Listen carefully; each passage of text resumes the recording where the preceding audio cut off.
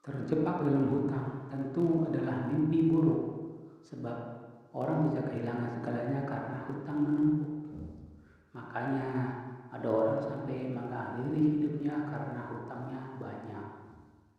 Namun ternyata semua itu tidak berlaku untuk pria berasal dari New York ini.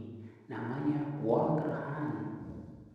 Jadi ceritanya begini. Awal mula ketika Walter Hunt, kita sebut aja Bang Hunt, punya utang sebesar 15 dolar. Kalau dirupiahkan saat ini sekitar 7 jutaan kurang lebih ya, kepada temannya bernama Capin. Capin ini dia seorang juru gambar. Utang tersebut karena Bang Han meminta Capin membuatkan ilustrasi gambar. Dan singkat cerita, ketika ilustrasi sudah selesai, si Bang Han tidak membayar jasa Capin. Dan si Capin pun selama bertahun-tahun tidak menagih haknya itu kepada Bang Han. Kayak dia kagak punya utang itu, dia sibuk membuat proyek penelitiannya. Hingga akhirnya si Capin tiba-tiba nagih uang jasa menggambarnya yang sudah bertahun-tahun. Saat ditagih, Bang Han yang lahir pada tahun 1796, Bang Han kaget karena si Capin menagih utang di waktu yang tidak tepat. Usia Bang Han sudah 53 tahun, nganggur pula karena sudah pensiun dari insinyur. Minta nego perpanjangan waktu sama Bang Capin, tapi ditolak tegas tuh sama si Bang Capin, karena memang si Bang Capinnya emang lagi butuhnya duit banget gitu loh, ya kan. Nah, di tengah desakan rasa frustasi, Bang Han tiba-tiba mengambil sebatang kawat, kemudian dipelintir hingga menjadi seperti penjepit.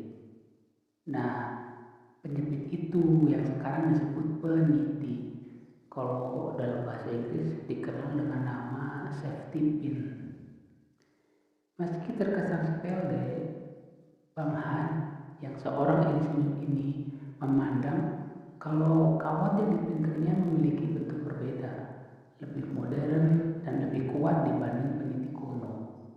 Alhasil, Bang Han pun memberanikan diri mengajukan temuannya ini ke lembaga paten, dan tidak diduga-duga pengajuannya diterima.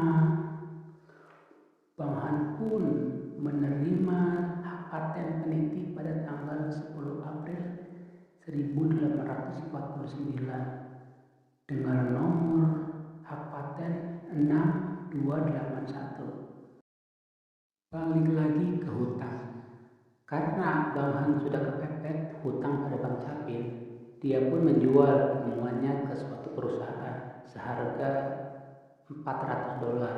Kalau dirupiahin sekitar 200 jutaan lah saat ini.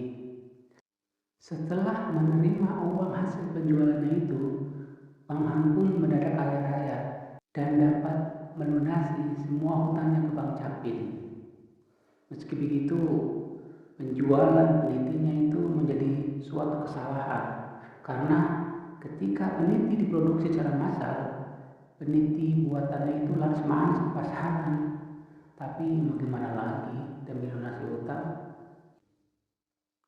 Dan sampai Bang Han meninggal pada tahun 1859, dia tidak sepeser pun mendapat keuntungan dari penemuannya itu. Tapi seluruh dunia tahu bahwa peneliti yang ada sampai saat ini adalah hasil frustasinya Bang Han karena terlilit hutang. Dan cerita pun berakhir.